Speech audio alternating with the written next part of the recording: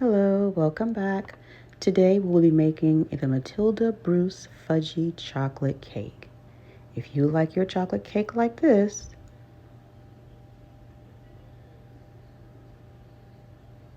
then this is the cake recipe for you. We're going to start off by sifting 3 cups of all-purpose flour. By sifting the flour, you'll end up with a softer texture cake at the end. So you all know I love sifting my flour. All-purpose cake flour, doesn't matter. I do sift all of my flour. So I'm just going to sift that directly into my mixing bowl because this recipe is easy as well, all in one bowl. So it'll make clean up a breeze. So after we sift the flour, I'm going to be adding a mixture, a powdered mixture. And in this mixture, it's going to be 3 teaspoons of baking soda, 1.5 teaspoons of baking powder, 1 teaspoon of salt, and 2 tablespoons of powdered butter. Of course, the powdered butter is optional, but I do love the flavor that the powdered butter gives to my recipes. So into the bowl will go that mixture of those 4 things. And next I'm going to add in a mixture of cocoa powder, which is 1 cup of cocoa powder, 2 tablespoons of black cocoa powder, and 1 teaspoon of instant espresso that has already been sifted as well to get rid of the lumps that are in cocoa powder. All right, and then I'm going to add in, I'm going to whisk that together, and then I'm going to add in 3 cups of white sugar, and I'm going to whisk it again.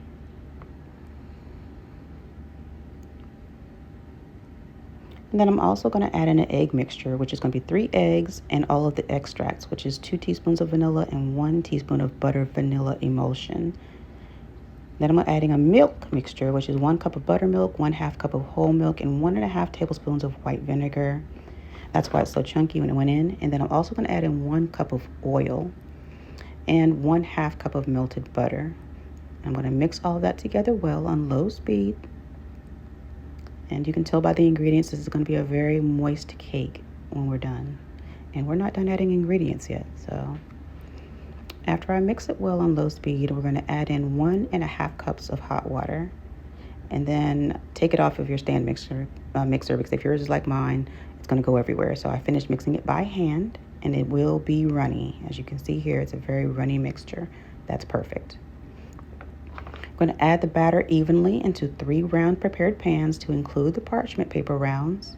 And that'll just make it easier for getting the cake out when we're done. And you can measure them if you want to for the 3 rounds, but I just eyeballed it. And as I saw one needed more mixture, I would just add to it. So like I said, I just eyeballed it, but feel free to measure out your pans. As you can see, I didn't have 3 exact equal pans anyway, so I just eyeballed it. After you get your batter divided evenly, then it's going to go into an oven at 325 from 30 to 40 minutes. Make sure you start checking at about 30 minutes. While it's in the oven, we want to prepare our frosting mixture, which is 1 bar of baking chocolate. This is a Ghirardelli 60%. And you want to grate it as small as possible. That's why I started using this small grater. But then I started thinking my life choices and realizing it was too small, so I moved to a larger grater to grate through the chocolate bar. And honestly, once I got to the end, I ended up cutting up or chopping up the last of the chocolate pieces as small as possible. Getting as small as possible will help for later on in the process when we incorporate it into our frosting mixture. So getting it as small as possible, whether you grate it or whether you chop it, will pay off when we add it to our chocolate mixture. So as you can see, I'm really taking the last pieces of chocolate and I'm just chopping it up, like I said. Feel free to skip ahead this part of the video because it just seemed like it took forever to chop that chocolate bar down into small pieces. But I think I definitely preferred it to the grating process. Whichever you choose, just make sure it's nice and small. And like I said, that'll pay off as we make our frosting later on.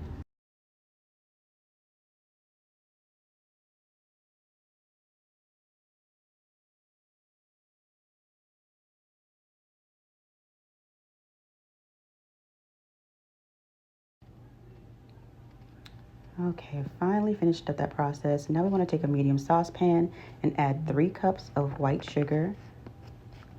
We're also going to add 1 cup of cornstarch.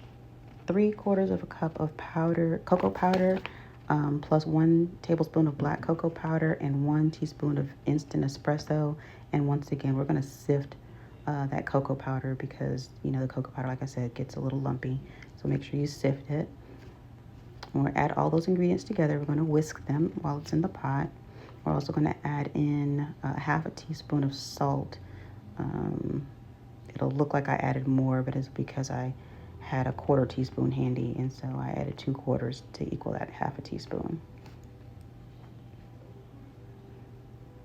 I'm going to whisk all of that together, and then we're going to also whisk in 3 cups of ice cold water slowly.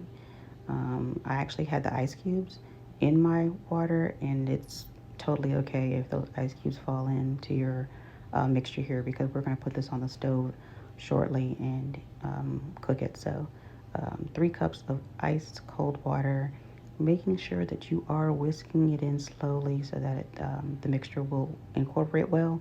Being that the water is so cold, it takes a little bit longer to absorb all of those flours, and not flours, the cocoa powders. So I want to make sure that, and the sugar as well. So I want to make sure that you're pouring it in slowly.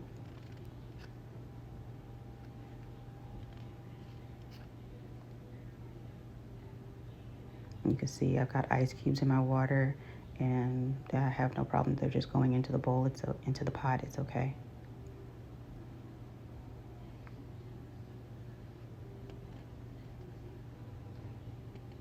And you can see that I'm just taking my time as far as pouring that water in, making sure that the mixture does get well incorporated. It's a little harder, like I said, once the water is cold. We're going to put that on a low to medium heat on the stove, and we're going to make sure that we are still whisking it until it gets to the consistency of pudding. So after that, I think I used a spatula. I'm sorry, I almost forgot. Don't forget the vanilla. Add in 2 teaspoons of vanilla to this mixture. Then onto the stove, you're going to continuously stir it. Like I said, I decided I switched to a spatula just to make it easier for stirring until it gets a very thick consistency like pudding. Once it gets to that pudding-like consistency, we're going to take it off of the heat and add in that chocolate that we chopped up earlier. And this is where I said it's going to pay off, it being very small, because it'll help melt into that mixture easily. And then we're also going to add in 6 tablespoons of cold unsalted butter. And that's going to help the mixture, or the frosting when it's done, be nice and silky, smooth, and shiny. And of course, butter adds a great flavor too, so. And when you're all done, you should have something like this. You want to make sure to cool this mixture completely, as well as make sure your cake layers are cooled completely before you start the assembly process. And so I'm just taking my cooled cakes out of their tins and removing the parchment paper, and going to start assembling by laying a layer down and then adding a layer of that delicious fudgy frosting that we just made. A correction that I would do for the next time that I didn't do here, I would probably chill my frosting in between layers, just because I would have preferred a thicker layer of fudge frosting. And I'll tell you, this batch that we made makes a whole lot of frosting, so don't feel like you're going to run out of frosting before it's done. You will not. So I would, like I said, add a cooling process, or just a few minutes for it to chill in the refrigerator before adding my next layer. Just as a correction for the next time I make this cake, and I will make this cake again. All right, so I did that layer, and then we're just going to continue that process, moving on to the next layer and the last layer as well. Like I said, just adding a very nice thick layer of that frosting to the middle of each layer. I did a thin layer because, I don't know, I just thought I was going to run out of frosting, and you will not. Trust me, it's a lot. And a correction of errors, like I said, just chill the frosting in between so that you get a thicker layer, and that'll be more set up. This particular frosting, because of all that butter we added in there, it is a bit slick. So you want to make sure that you are adding a lot, and like I said, chill it in between. That way you won't have to worry about your cake slipping and sliding everywhere. And you can see as I'm spreading.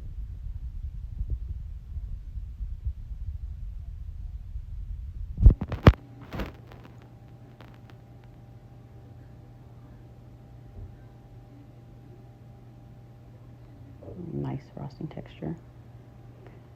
We're going to add on our last layer. Don't forget to take the parchment paper off. I've done that before too. So learn from my mistakes. And I was trying to decide if I wanted a round top or a flat top. I opted for the round top. And we're going to just go ahead and add the rest of the frosting on this top layer, and then also the sides. Like I said, correction of errors, I do wish I had chilled them in between adding. But we live and we learn. Either way, it is a delicious, delicious, delicious cake. If you like the look of the Matilda chocolate cake, that scene where Bruce was eating cake and you were like, man, that cake looks great. Well, this is that cake. You can absolutely. And now you don't have to envy Bruce anymore.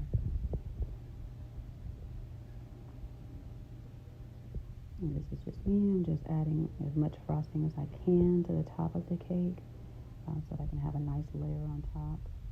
A nice thick layer, shall I say, on top. Look how smooth it is. Look how easy it spreads. You will use this chocolate recipe again and again because it really is delicious. And like I said, I like my nice deep chocolate, deep dark chocolate and fudgy, so this was perfect. If you're a chocolate lover, you are going to love this cake. All right, and like I said, I'm just smoothing out the top, and then I'm going to add frosting to the sides. And I was trying to think of the kind of pattern that I wanted in the cake frosting on top, but after doing the sides, I think I just opted for a swirl, if I'm not mistaken, a regular swirl type pattern. But however you want to decorate it, you can do peaks or swirls or rounds or however you want to decorate it. It really won't matter because, like I said, this cake is delicious and your guests are going to love it. And I will also say by putting it in the refrigerator in between will probably help with getting the frosting on the sides easier as well. Not that it was too difficult, but it would just make it easier.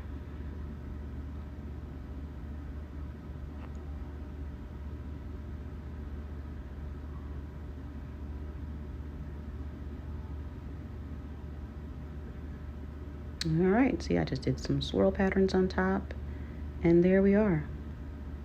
A deep dark chocolate fudgy cake. It just would not be complete unless I showed you what it looked like on the inside and showed you how tender this cake is and how moist it is. So let's take a little slice out of it. What's crazy is this was actually my husband's birthday cake, and I totally cut it before I even sang happy birthday. I was so excited to get into the cake. We had to sing happy birthday to an already cut cake. And there's our slice coming out. Let's get a close-up of that. As you can see, it's nice and deep dark chocolate, and look how tender it is. Oh my goodness. Y'all, this cake was delicious. You have got to try this cake. If you're a chocolate lover, this is your cake. Try the recipe. Let me know how you loved it in the comments. And then if you're not already subscribed, please subscribe to my channel. Thanks and enjoy.